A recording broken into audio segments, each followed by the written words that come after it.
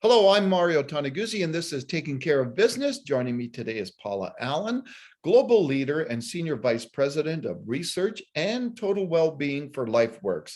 Thanks, Paula, for joining us today. Pleasure.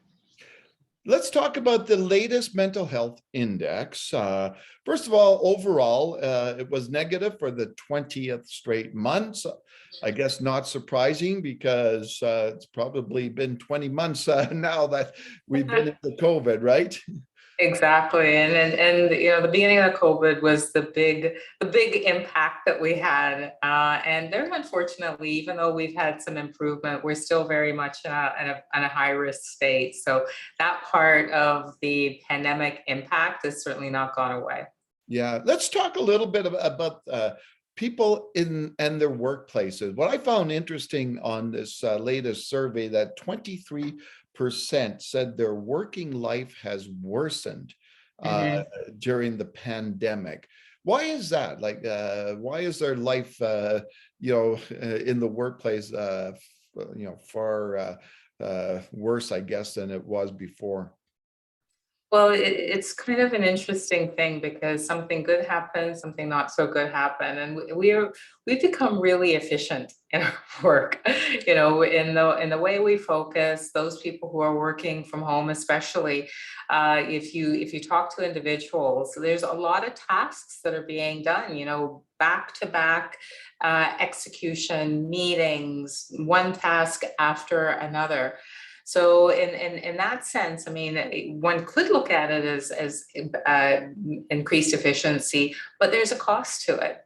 We've lost a lot of the things in between, the opportunity to connect with other people, the smile that you get from a colleague when you give them something, the chit chat that helps you feel connected with other people, and really just the variety in our experiences have really been diminished. So when you look at the time that you are spending working, there's none of those things that actually give us those, positive experiences that might be a little left of work related. We are just focused on the work itself. Yeah. One of the interesting things I found was mentioned in the results that individuals working at home exclusively are 3 times more likely than people working exclusively in the office to report improvement in their working lives. So basically it tells me people are kind of liking being out of the office, right? And working remotely. Well, that's the complexity of humans, right? So there's no question that we like the fact that we have this flexibility. We like the fact that we're not commuting. It's costing us less money to actually invest in clothes and transportation for work, and we do have some more time with family. But when we actually look at the impact on people, like that's sort of the positives that you're experiencing. When you look at the impact, we haven't seen as rosy a picture. We've seen people's sense of belonging diminish more. We've seen a worsening of actually work relationships. So, you might have, improvement in your personal relationships and time, but your work relationships are diminished, both between manager and employee and with peers. And we also are concerned about the potential for increased isolation in the long term. So there's definitely some positives, but we have to be aware of the unintended consequences as well. Yeah, do you think, it's kind of funny because we're doing this through Zoom, right? But, I'm finding more and more that I'm getting a lot of people that, are just kind of zoomed out in many ways, right? Because they've done it through their work, like constantly. They've done it through sometimes, events that they're attending, and all that stuff is, technology is a great thing, but I think sometimes it kind of adds to that stress, and people just kind of want to, check out from all this technology and just be in a personal level with people.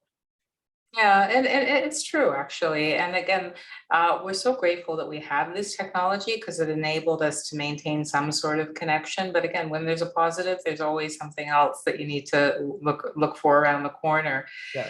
And it's draining. Being in front of a camera feels different than being in front of a person. You feel more on, you feel more responsible for how you look and how you act. And there has been some research that's been done that basically says that in some situations, when you have these large meetings with a lot of people, there is more likelihood that some people feel invisible, and that they feel that they can't get the word in, and it feels more diminishing because there is this opportunity to kind of slide into the background, whereas if you're there physically, then you are there. Yeah. And as we said at the beginning of this, like 20 straight months of this, right?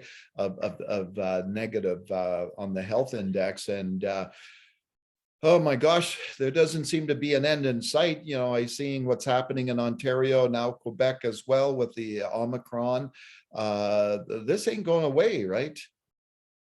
No, and that I'm a bit concerned about as well, because we haven't really gotten to the point yet mentally where we've adapted to this. There's always we've gone through the crisis phase. We realized that this is we're in for a relatively long term.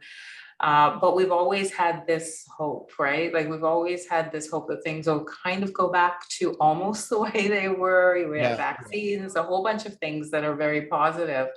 And the more that target, seems elusive, the more disappointing it can feel.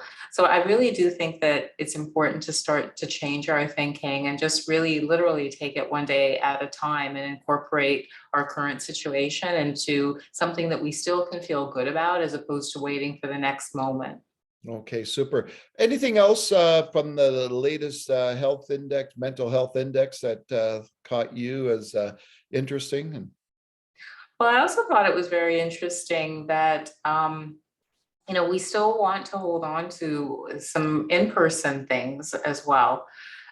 Even though people like the hybrid work off very often, not everybody, but many people like the flexibility and the commute, but we do have this craving and this need to be with other people and have that kind of variety of experience. And when we ask people even about mental health support, we know that there's been a big uptake in terms of video and virtual care. We know it's effective. We know it's really helped people a lot, but there remains that craving from a certain part of the population to still have their mental health support in person. So we looked at 37% of the population prefer in-person support, and another 12% want a combination of both in-person and digital. So almost 50% are still really very attached to a preference of in-person. So an important thing to keep in mind, that we need to make sure that people have choice. All right, super. Thanks again for joining us, Paula. Always a pleasure. All right, super. That was Paula Allen, Global Leader and Senior Vice President of Research and Total Wellbeing for LifeWorks. I'm Mario Toneguzzi. This has been Taking Care of Business. Thanks for joining us today.